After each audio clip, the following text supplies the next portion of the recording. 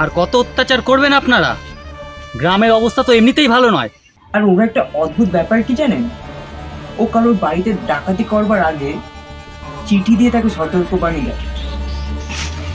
সর্দার, এই দেখুন সাহেবকে ধরে নিয়ে এসেছি। রক্ত রক্ত রক্ত চাই, রক্ত।